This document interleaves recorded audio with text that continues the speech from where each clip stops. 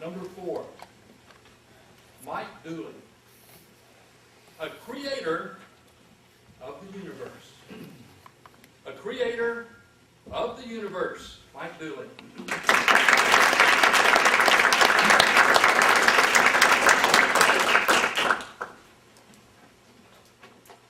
I was 17 years old, in high school, and I was in love.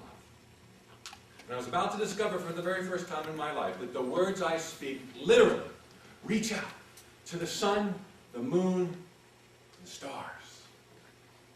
Mr. Contest Master, fellow Toastmasters, and honored guests, her name was Patricia. She had long blonde hair right down to her belt. The softest skin, and a glint in her eye that said she loved me as well. When I was with Patricia, all was well in the world, until we had both talked our little hearts out, and then there would fall a silence, during which I would wither. Why isn't she talking? Did I just say something stupid? Could this be the beginning of the end? I was desperate to say anything during these silences, but I could never think of what. Until my uncle was visiting from England, and being jet-lagged, he had crafted his own little mantra, something he repeated day after day after day. I'm so exhausted. Perfect! I needed something to say, didn't matter what. So I ended up saying I was tired during the silences. Day after day after day. Let me assure you, this is no way to foster young love. She'd be like, Mike, why are you always so tired? And I'd be like, I don't know, but I am. Because saying it made it so. How often do we do that? How often do we think the words we speak are just words, without recognizing they are the building blocks of our tomorrows? How often do we complain or commiserate, without realizing the very issues we are lamenting, we are thereby perpetuating? Fortunately, even back then, I was on to the power of our words. So it dawned on me one sleepy afternoon. Gosh, I wonder if I stopped saying I'm so tired all the time, maybe I'd feel a little bit better? Which seemed ludicrous, because you see, by this stage, I had forgotten I started saying how tired I was. When I felt well, I thought I was only saying it to express the genuine exhaustion that had overcome me. But I was desperate. I gave it a whirl. I stopped with my mantras. And the transformation in my life was like, it was profound. And ever since that time, I've discovered that by working with my words, there's no change I cannot manifest in my life.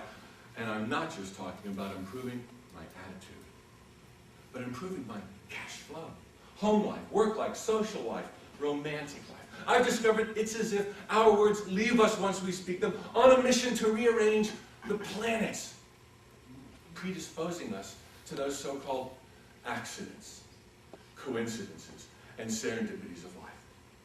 Basically, I learned that by working with my words, I am a creator of the universe. How about you? And your words? I bet you're pretty good at this. You know what I'm talking about, don't you? I bet if you came up with your own mantra like, I'm so tired, I'm so tired. Oh, I don't feel well lately. I can't do table topics. I bet you'd be pretty good at turning your life upside down if you said it often enough, wouldn't you? So let's make it harder on you. Let's just say, like me, you start your little mantra as a little white lie. Oh yeah, it'll feel hokey and silly when you say it, but if you said it enough, even though it started out as a lie, would it still turn your life upside down? Big time. So, harder.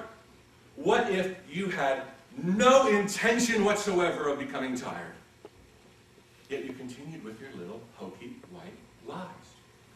Would you eventually become exhausted?